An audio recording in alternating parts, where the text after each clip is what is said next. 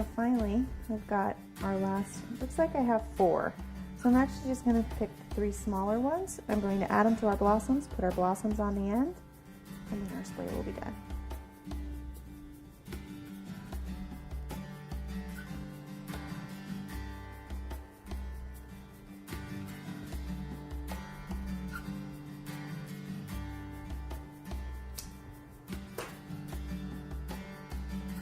And then all I'm going to do to finish up that edge is just kind of rub that floral tape, and that'll cover everything.